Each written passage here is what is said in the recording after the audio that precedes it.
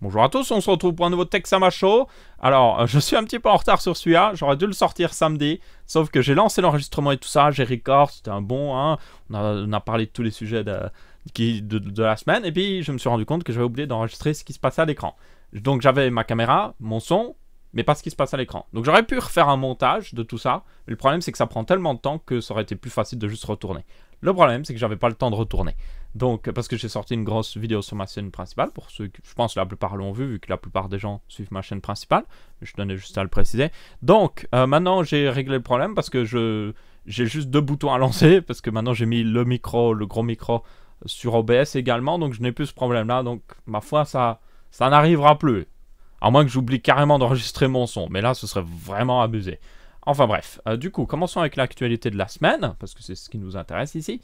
On va commencer avec des problèmes avec le Pixel 2, que ce soit le normal ou le XL, et encore plus de problèmes avec le Pixel 2 XL, qui est pourtant celui qui est le plus intéressant et qui intéresse le plus de gens. Donc, le premier problème, c'est un problème de son. Donc, vous avez la grille des speakers au-dessus, hein, à chaque fois au-dessus du téléphone, qui fera apparemment des petits bruits de pop-pop-pop par moment et un petit grésillement. Donc ça, c'est un peu embêtant, mais Google a promis de fixer ça via des updates. Donc ça, c'est un problème actuel, mais qui sera fixé. C'est un petit peu un de ces problèmes qu'il y a toujours au lancement d'un téléphone de toute manière. Mais le deuxième problème, qui concerne le XL, par contre, ne sera pas fixable. Donc, c'est un problème de burn-in. Alors, vous avez déjà dû voir dans un PC, dans les options de personnalisation sur Windows 10 par exemple, vous avez une option qui s'appelle économiseur d'écran. L'économiseur d'écran, ça date d'une époque où on utilisait les vieux écrans cathodiques, donc ceux qui étaient tous épais. Pourquoi? Parce que à cette époque-là, ces écrans-là pouvaient souffrir de burn-in, donc c'est-à-dire qu'une image pouvait rester ancrée à l'écran. Le truc, c'est que depuis qu'on est passé au LCD et tout ça, ben, on n'avait plus ce problème-là. D'ailleurs, l'économiseur d'écran ne servait juste strictement à rien, à part ne pas économiser de l'énergie, justement, parce que si l'écran se mettait vraiment en veille, ça économiserait de l'énergie, mais bon. Du coup, depuis, on a aussi maintenant sur les téléphones une nouvelle technologie d'écran qui est l'OLED. Donc l'OLED, c'est tout simplement très différent des LED en réalité, parce que chaque LED est indépendante l'une de l'autre. Donc vous n'avez plus le rétroéclairage et tout ça, et chaque LED peut produire sa propre lumière. Sauf que l'un des gros problèmes, et le seul problème d'ailleurs de l'OLED, c'est qu'il souffre de burn-in. Donc c'est-à-dire que si une image reste trop longtemps affichée, elle peut rester imprégnée littéralement à l'écran.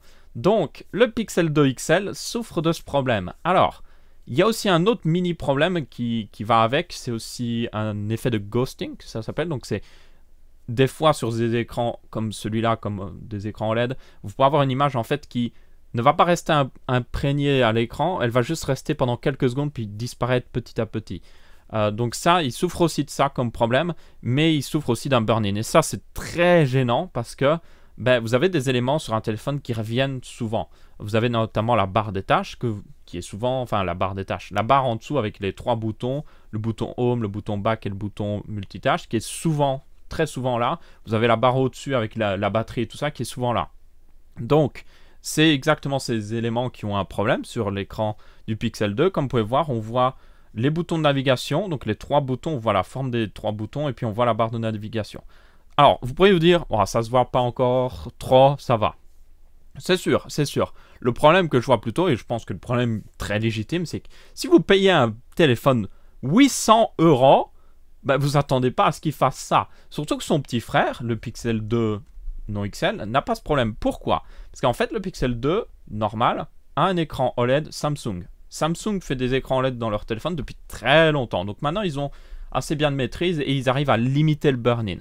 Ça peut toujours arriver, hein, si vous êtes fait exprès de laisser une image sur un téléphone avec un écran comme ça pendant des heures, elle va finir par se faire imprégner. Mais maintenant, ça marche mieux. Le problème, c'est que le XL, lui, utilise un écran LG. Et LG a un petit peu de mal avec les écrans de téléphone, malheureusement. Surtout les écrans OLED.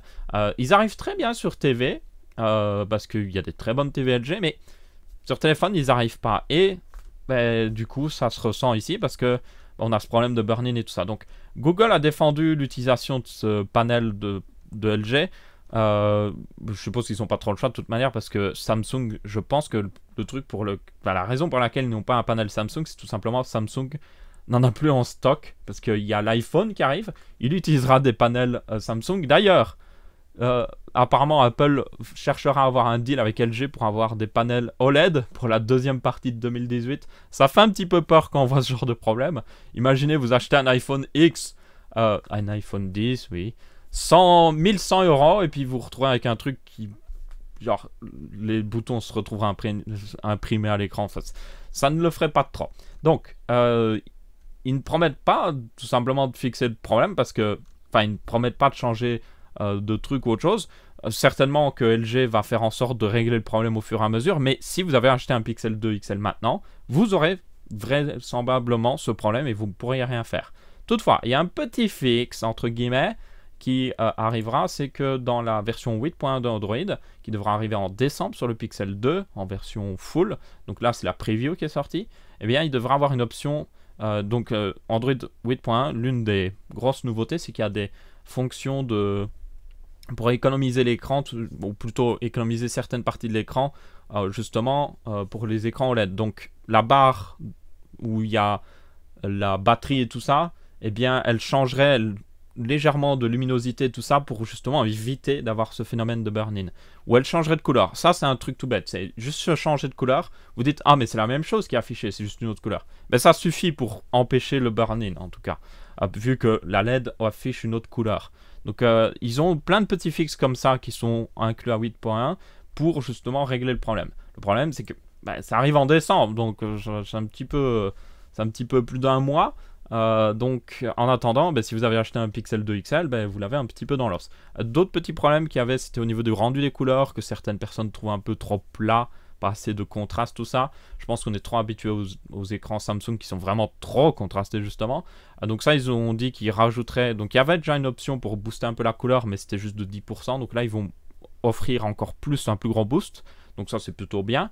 Et il y avait aussi un problème par contre avec l'OLED qui n'est pas fixable, enfin l'écran LG, c'est que quand vous tourniez l'écran sur le côté, vous pouviez voir un reflet bleu. Donc c'est selon moi gênant. Évidemment, vous êtes censé regarder votre téléphone de face, mais après, je veux dire, quand on a un écran OLED, on aimerait bien que les couleurs soient magnifiques, quoi.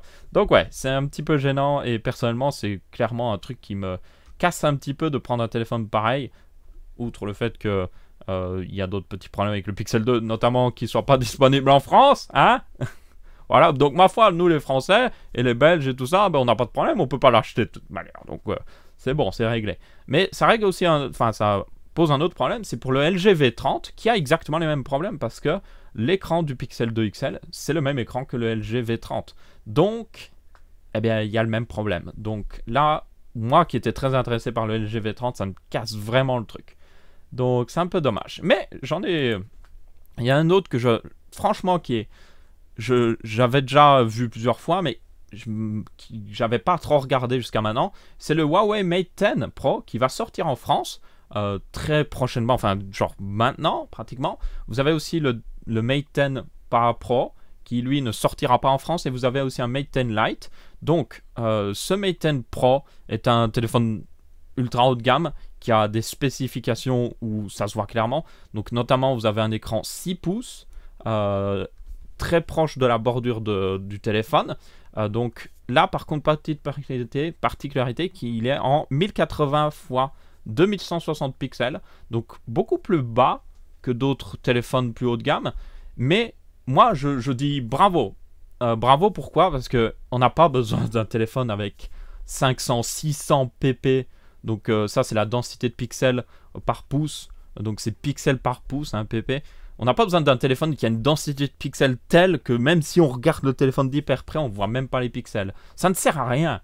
Et pourtant, vous allez dire, oh mais ça fait pas mal de l'avoir. Ben si, ça utilise de la batterie d'avoir plus de pixels parce que votre téléphone a besoin de fonctionner un peu plus, de manière un peu plus, utiliser plus de performance pour afficher ces pixels. Ces pixels en plus utilisent de la batterie pour être affichés parce que chaque pixel en plus, même sur un écran OLED, utilise de l'énergie.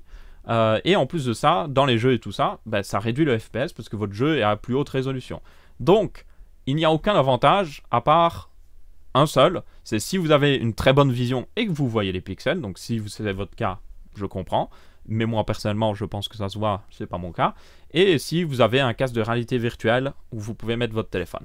Ce qui n'est pas très intéressant, soyons honnêtes. Donc, j'applaudis ce choix qui augmentera la batterie et les performances. On a aussi un 20 mégapixels au niveau de l'appareil photo, on va y revenir après. 6 Go de RAM, ce qu'il faut. 4000 mAh de batterie. Enfin, quelqu'un qui se dit, oh, on pourrait faire notre téléphone 0,1 mm plus moins épais. Ce serait cool. Mais on va mettre plus de batterie parce que c'est ce que les gens veulent. Ça, c'est bien. Vraiment des très bonnes spécifications. Au niveau du processeur, il utilise un Kirin 970 qui ressemble énormément à un nom de Snapdragon. Il a des performances très proches du Snapdragon. Il le dépasse même dans certaines situations, pour dire. Donc ça, c'est très bon. Au niveau... Alors, j'ai pas pu voir la partie GPU, par contre. Enfin, j'ai pas pu voir des benchmarks dessus, donc je ne préfère pas me trop prononcer, mais c'est un Mali G72 MP12. En général, Mali a un petit peu du mal au niveau GPU, donc il faudra voir. On a aussi des options donc en 128 Go de ROM, donc de mémoire interne, ou 64 Go de mémoire interne. Il y a normalement une version 256, je ne sais pas si elle sera vendue forcément ici. Ça peut record du 4K 30 fps si vous voulez faire des vidéos et tout ça. En tout cas, juste des bonnes spécifications. Un port USB type C, 3.1 d'ailleurs. Mais, par contre, pas de port jack. Pourquoi? Pourquoi? Parce que jusqu'à maintenant, j'étais en train de dire ce téléphone est parfait, mais il n'a pas de port jack. Bon, c'est pas non plus un deal breaker, je pense, surtout vu les spécifications de rêve. Il sort aussi sur Android 8.0, donc ça c'est plutôt bon, parce qu'il y a des téléphones qui sortent maintenant, qui sortent même pas sur Android 8.0. Donc, quand même très bon. Et en plus, d'ailleurs, il a 4000 mAh, il fait 7,9 mm d'épaisseur, ce qui est légèrement au-dessus d'un iPhone. Donc, franchement, excellent.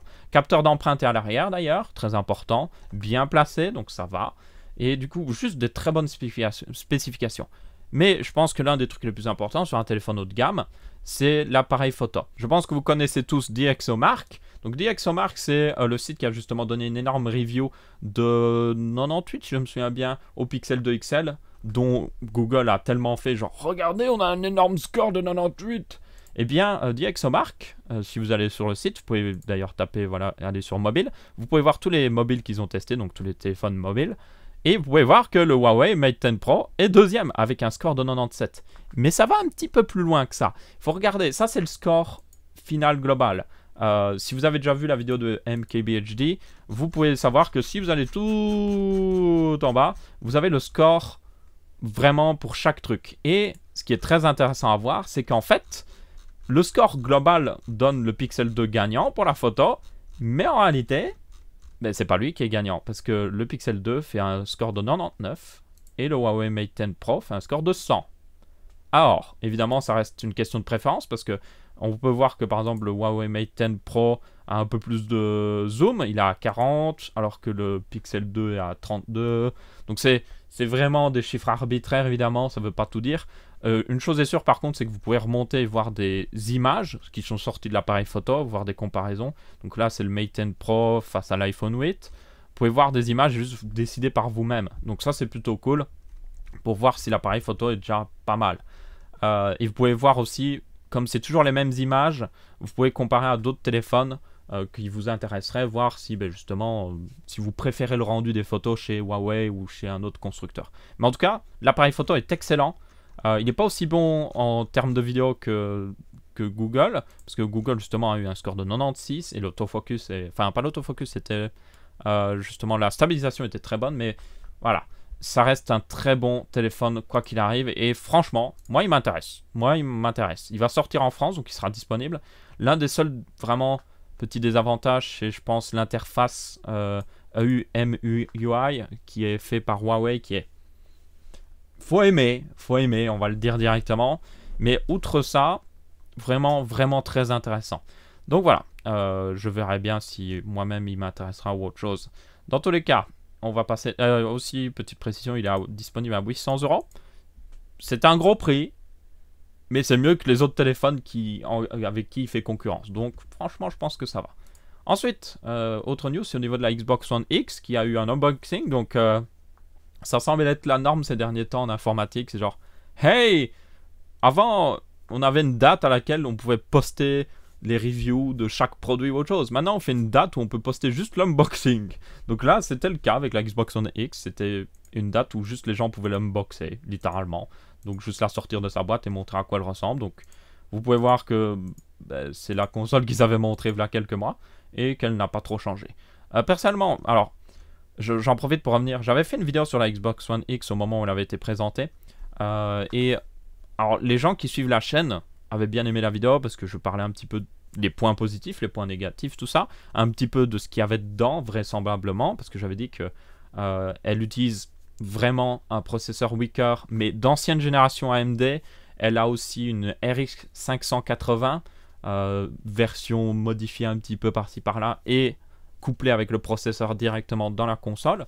Donc c'est un truc custom, rien que fait pour Xbox, mais c'est fait avec des parties qui sont disponibles dans un PC. Donc il fallait préciser ça. Et du coup, dans les commentaires, le truc c'est que je pense que la vidéo s'est fait référencer, et surtout qu'il y a beaucoup de gens qui recherchaient, certainement des gens en fait qui veulent l'acheter et qui regardent que des vidéos de ça parce qu'ils sont en mode je la veux, je la veux. Et du coup ils sont arrivés sur ma vidéo en croyant que ce serait juste une vidéo où je dirais oh elle est géniale, achetez-la ou je ne sais quoi. Sauf que moi évidemment j'étais en mode elle a des points positifs, elle a des points négatifs. Et du coup ils n'étaient pas contents quoi, certains. Même certains qui m'ont cité des trucs qui n'avaient rien à voir, mais bon. Dans tous les cas, j'avais dit à cette époque-là que je ferais certainement une vidéo où je me la procurerais. Donc je tiens toujours à me la procurer si possible. Bon, je vais pas mettre l'argent de poche juste pour...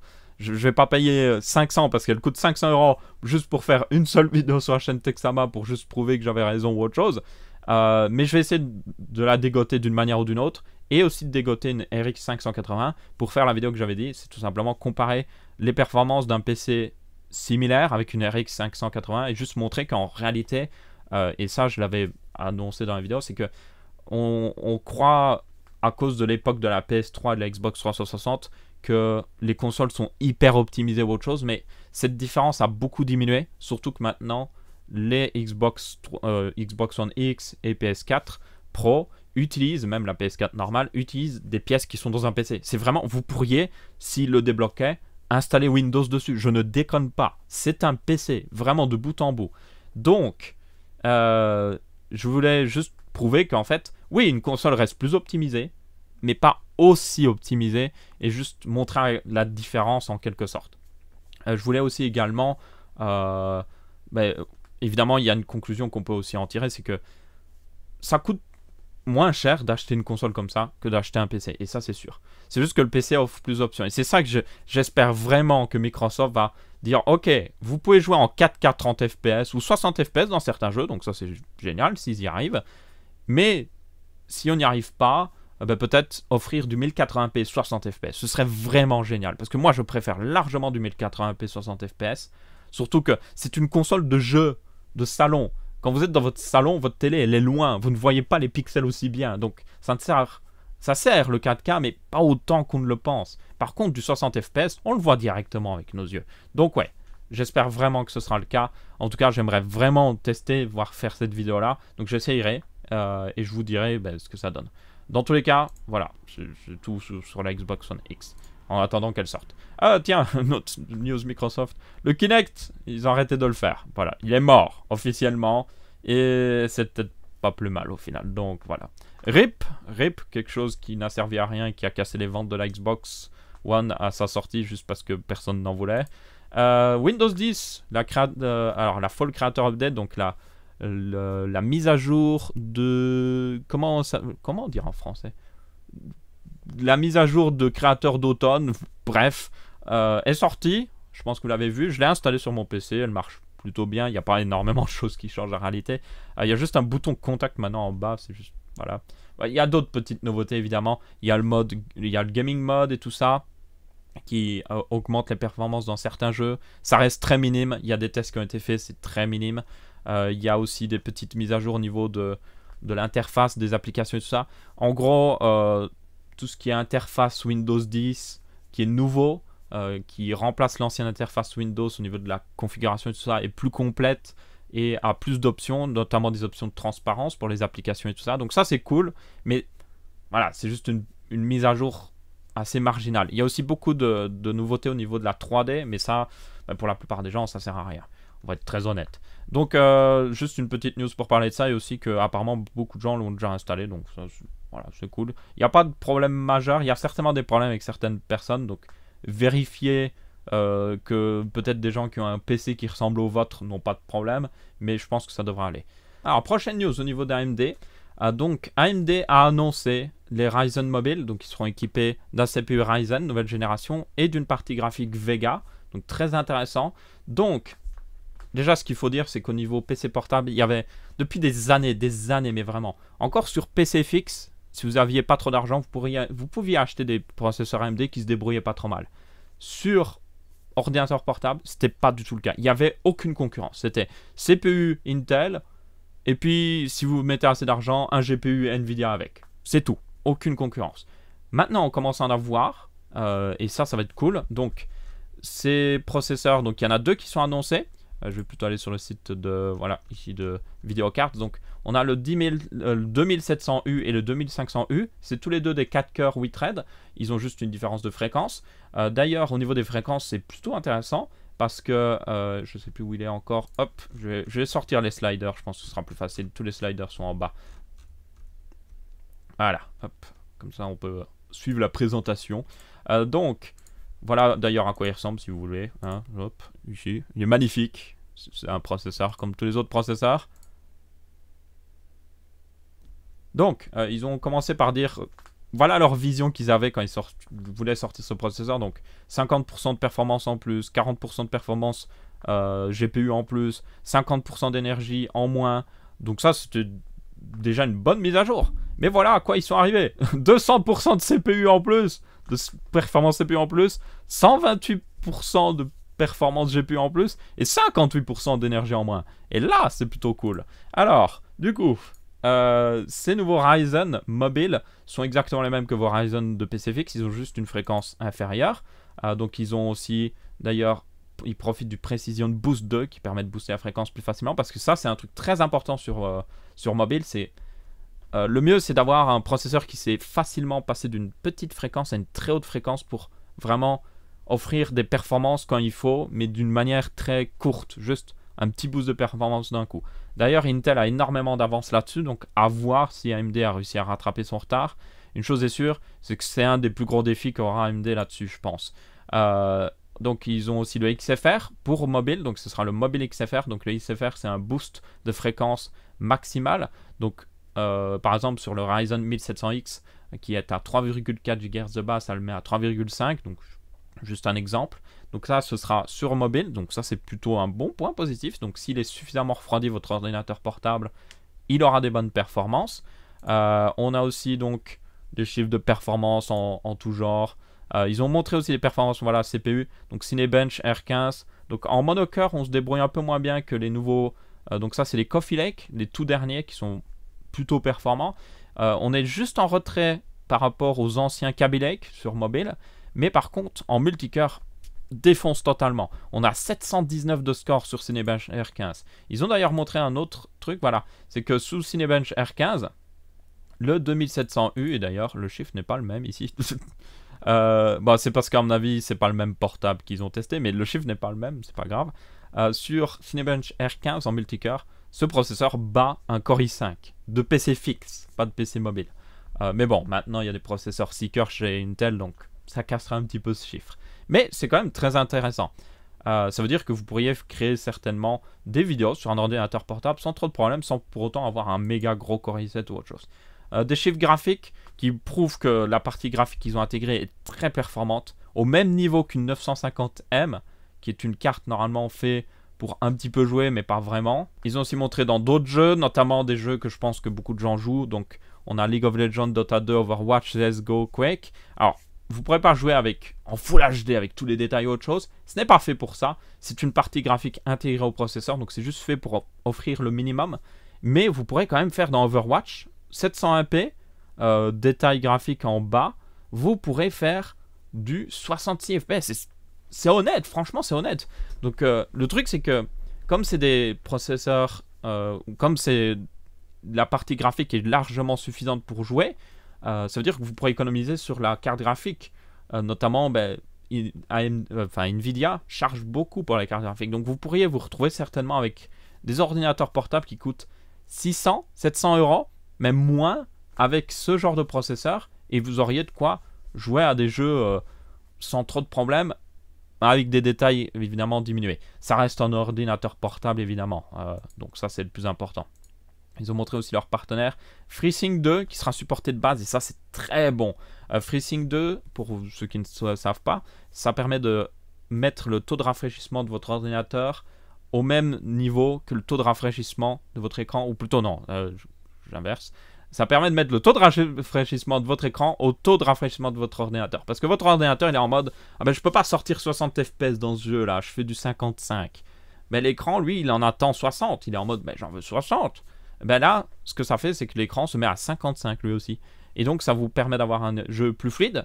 Ça vous permet d'avoir moins de stutter et tout ça, enfin, des trucs qui sont pas très agréables, notamment des fois que vous avez deux images affichées en même temps, des fois où vous avez du bending, donc si vous voyez une drôle de ligne qui se propage le long de l'écran, ça évite tout ça, et du coup bah, c'est plutôt cool de l'avoir supporté de base, surtout que FreeSync, comme son nom l'indique, c'est gratuit, donc ça c'est plutôt cool. J'espère que les écrans qui seront, parce qu'il faut que l'écran le supporte, mais à mon avis certainement, et ça ce sera vraiment bien. Ensuite, on a aussi donc plus de trucs au niveau de... Il parle de l'énergie. Donc ça, c'est un truc très intéressant avec, de toute manière, Ryzen. C'est que, on l'a déjà vu, c'est que par exemple le 1700, le Ryzen 7 1700, qui est un 8 cœurs à 3,8 GHz, consomme 65 watts seulement. Et c'est juste... C'est rien du tout en fait. Donc, on a déjà vu que Ryzen se débrouille vraiment bien si vous limitez juste la fréquence et que vous restez en dessous des 3 GHz. Ce qui est totalement le territoire d'un ordinateur portable. Et c'est ça qui, moi, j'attendais de voir, parce que c'est selon moi là où on va voir le plus gros gain de performance. Même si on n'est même pas au exactement même niveau qu'Intel. Dans tous les cas, c'est très prometteur. Ça va enfin offrir un peu de concurrence dans un milieu qui en manque largement depuis très nombreuses années. Et du coup, ben, ce sera vraiment, vraiment génial. Ils ont 3 partenaires principaux pour le moment, Acer, HP et Lenovo. C'est déjà pas mal. J'espère qu'il y en aura plus. Une chose est sûre, c'est que plus ils en ont, mieux c'est. Parce qu'il ne faut pas juste que ce soit, je pense, ceux qui s'y connaissent en informatique qui sont intéressés par ce genre de processeur. Il faut aussi que Monsieur Tout-le-Monde puisse en profiter. Parce que, bah, soyons honnêtes, si Monsieur Tout-le-Monde peut juste payer 100 € au moins sur son ordinateur portable et avoir plus de performance, bah c'est tout gagnant pour lui. Donc, il y avait aussi des screens, je ne sais plus où ils sont passés, de fréquences exactes de ces processeurs. Ah, les voilà. Donc, ils sont à 2,2 GHz pour le 2700U et 2 GHz pour le 2500U sur tous les cœurs. Et ils peuvent booster jusqu'à 3,8 et 3,6. Donc, plutôt bon. Ça vous permettra d'avoir certainement des très bonnes performances en monocœur. Je serais d'ailleurs très étonné de tester Minecraft sur un PC pareil, parce que Minecraft en profiterait certainement énormément. Donc voilà, un petit peu de Ryzen Mobile. On verra ce que ça donnera. Les premiers ordinateurs portables devraient sortir fin de l'année qu'ils avaient dit. Donc j'essaierai d'en dégoter un si possible et de vous mettre des benchmarks, tout ça, de le tester. Alors, on a aussi d'autres news au niveau d'AMD. D'autres news au niveau de la GTX 1070 Ti qui devrait bientôt sortir. Donc d'ailleurs, si vous allez sur le site de Videocard, vous pouvez voir la date. L'embargo est dans 2 jours et 20 heures apparemment, par rapport à la sortie de cette vidéo. Enfin, par rapport à l'heure où je tourne cette vidéo. Du coup, on a des chiffres de performance qui sont... alors, je le dis directement. Si vous êtes une marque et que vous faites ça, allez vous faire bien profondément. Parce que regardez ces graphiques. Vous êtes là en mode... Waouh! Tellement plus de performance sur la Strix. Oh, c'est 63,6 et 61,3 et l'échelle du graphique commence à 60.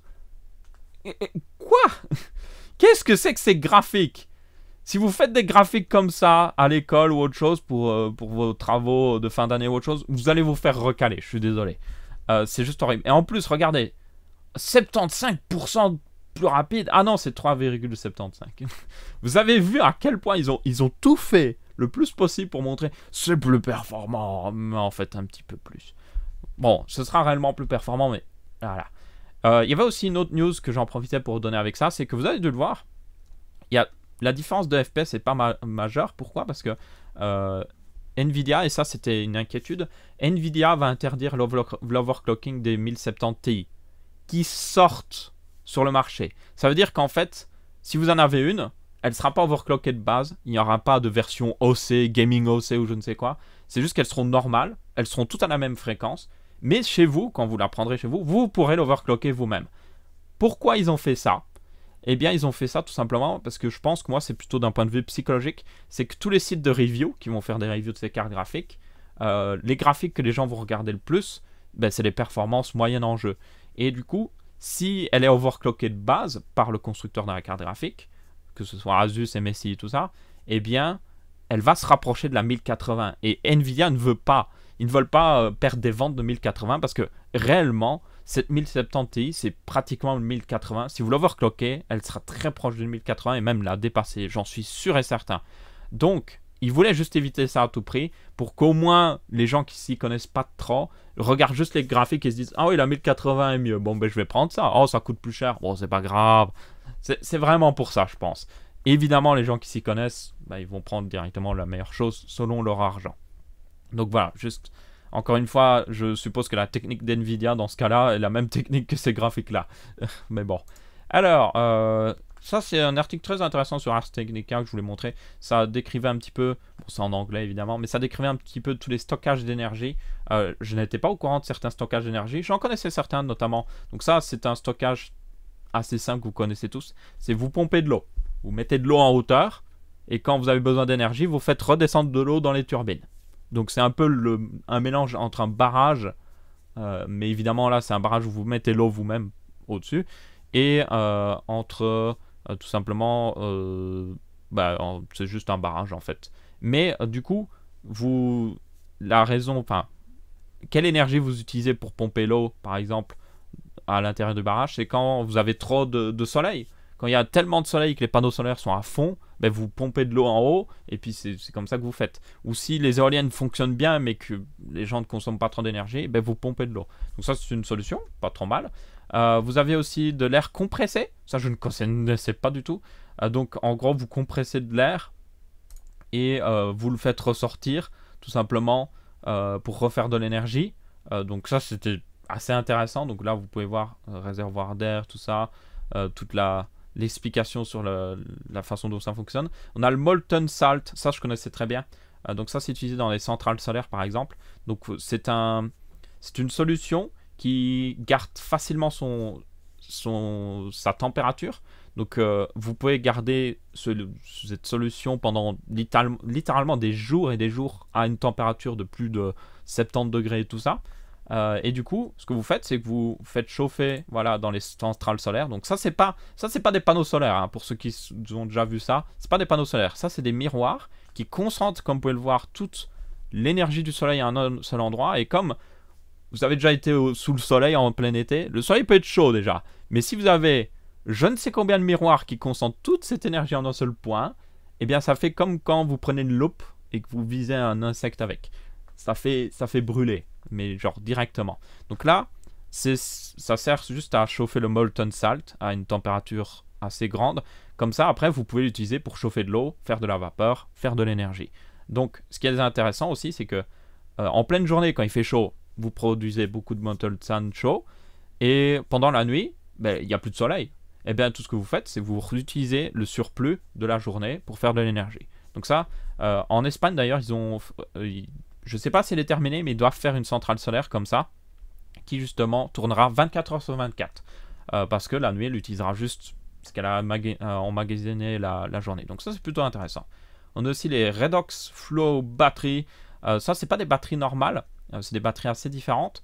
Donc, elles utilisent un procédé chimique, je ne vais pas trop rentrer dans les détails, mais qui lui donne son nom là. Donc ça c'était plutôt intéressant, c'est juste que ça prend beaucoup plus de place qu'une batterie normale. Les lithium par exemple, on peut les faire vraiment petites, mais celles-là sont plus grosses, mais elles ont d'autres avantages, genre elles ont une meilleure durée de vie, elles ont moins de désavantages du lithium des fois qui peut être un peu gênant. Elles fonctionnent mieux aussi si vous en mettez plein ensemble. Le lithium n'aime pas trop. C'est un peu compliqué le lithium d'en mettre plein ensemble et de les faire fonctionner ensemble. Donc ça casse tous ces désavantages-là. Ça a d'autres désavantages, mais c'est plutôt intéressant. Même si moi, je trouve ça moins intéressant. Je suis plus intéressé par le molten salt, par exemple. On a aussi des batterie normale, rechargeable au lithium. Donc ça, comme fait Tesla par exemple. Vous avez aussi des batteries qui ne sont pas au lithium, parce qu'il n'y a pas que le lithium pour les batteries.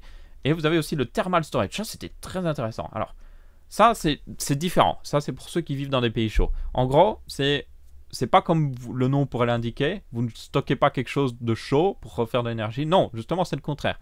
Pendant que vous avez beaucoup d'énergie, vous refroidissez de l'eau, vous en faites de la glace. Et pendant la journée, pendant qu'il fait chaud, qu'il faut faire fonctionner comment ça s'appelle déjà en français? J'ai oublié le nom en français. La clim, voilà, la clim. La clim, ça consomme beaucoup d'énergie. D'ailleurs, ça c'est un truc en physique, c'est que ça consomme plus d'énergie de refroidir quelque chose que de le chauffer, littéralement. Donc la journée, quand tout le monde fait tourner la clim, que d'ailleurs en été, c'est d'ailleurs en été que c'est là qu'on consomme le plus d'énergie des fois, comparé en hiver où il fait froid. C'est ça qui est assez étonnant, parce qu'il y a tout le monde qui met la clim, tout simplement. Donc, pendant que tout le monde met la clim, qu'il y a trop de consommation d'énergie, eh ben, cette glace, vous la faites refondre et en gros, vous refroidissez les bureaux, les maisons avec. Et c'est très intéressant. Et pendant la nuit, peut-être quand il y a du vent avec les éoliennes, hop, vous refaites de la glace pour la journée. Donc, très intéressant. Et évidemment, c'est surtout intéressant pour les pays très chauds. Les flywheels, alors ça c'est totalement différent. C'est encore vous mettez dans un vacuum, donc comme dans l'espace, pas d'air, aucune résistance du coup, enfin très peu de résistance. Vous mettez un truc qui tourne, une sorte de turbine qui tourne, et en gros vous la maintenez à une certaine vitesse pendant que vous avez beaucoup d'énergie, ou vous la faites retourner à sa vitesse maximum pendant que vous avez trop d'énergie. Et puis quand vous avez besoin d'énergie, eh ben, vous mettez, évidemment, vous branchez à cette turbine un système qui permet de transformer cette énergie mécanique en énergie, en électricité. Donc ça c'est très intéressant. Et c'est une technologie assez cool. Même si je pense que il y a d'autres trucs qui seraient plus pratiques. Surtout qu'il faut construire une énorme turbine. Les turbines en plus, c'est une pièce mécanique qui va s'abîmer au fil du temps, donc je suis pas 100% sûr sur quelque chose comme ça. Personnellement, moi je trouve plus intéressant le thermal storage pour vraiment les pays chauds.